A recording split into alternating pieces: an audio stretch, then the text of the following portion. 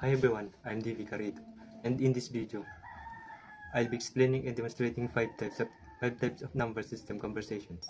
These are binary to decimal, decimal to binary, decimal to octal, decimal to hexadecimal, and hexadecimal to binary. I'll define each number system briefly, walk through a step-by-step example, and explaining why each step is done. Let's begin. Number 1. Binary to decimal. Binary is based two number system. It uses only 0 and 1. Example, convert 1011 to decimal.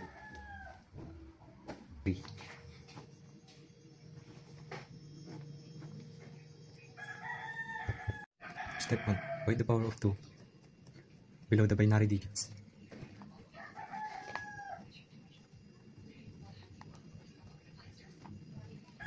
Like this.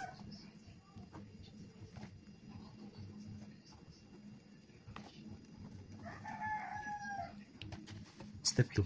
Multiply each digit by its power of 2.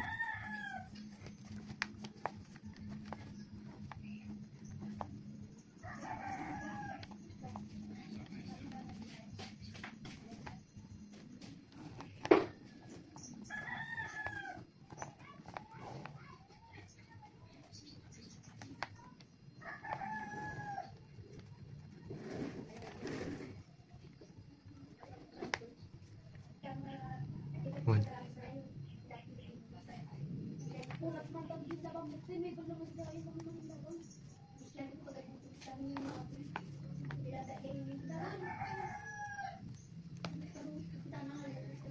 One plus 2 plus 8 is equal to 11. The 1011 binary, the decimal is 11.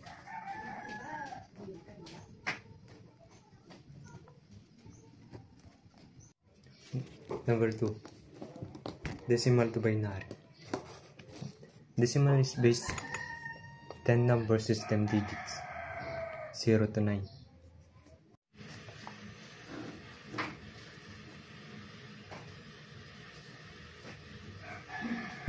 Binary is a base of 2 and it only uses two symbols, which is 0 and 1. 0 represents the absence of assigned value and 1 represents of an assigned value. So how to convert this to binary? First, we need to divide it by 2.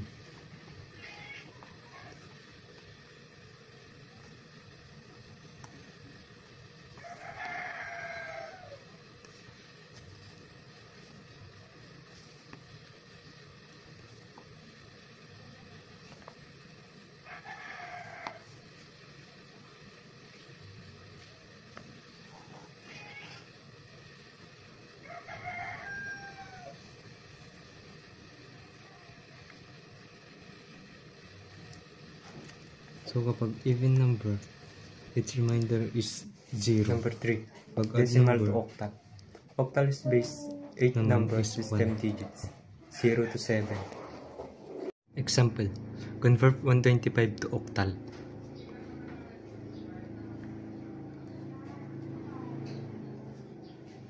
Step 1.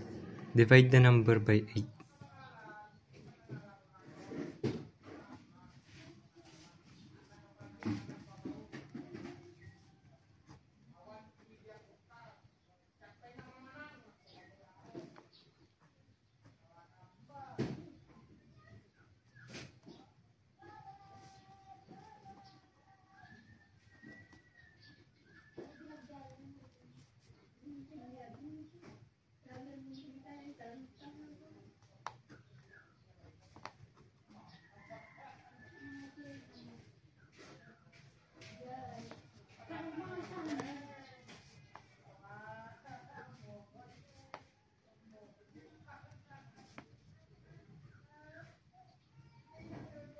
This is the final answer. Step 2. Read the reminders from bottom to top. The answer is 175.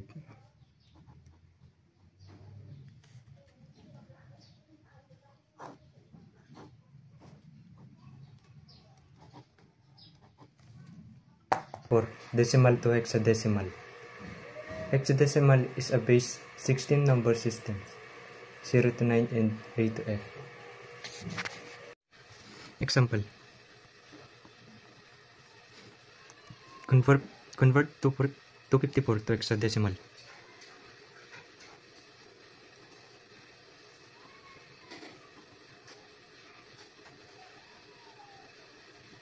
Step 1. Divide the number by 16.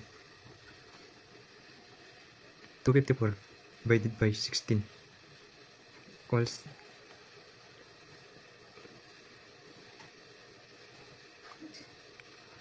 remainder 14.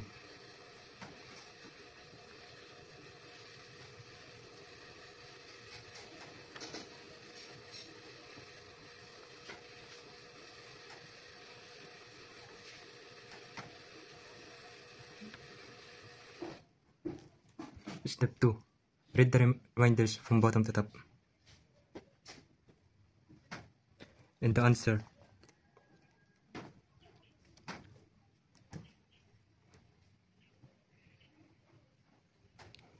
to 54 decimal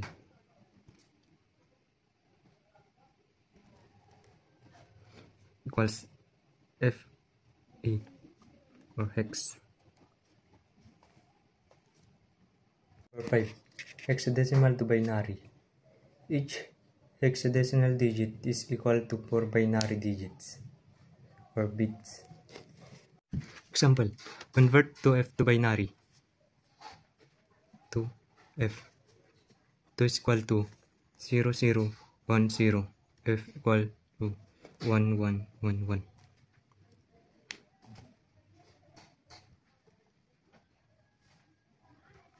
Answer of 2F or hex equals 0, 0, 1, 0, 1, 1, 1, 1.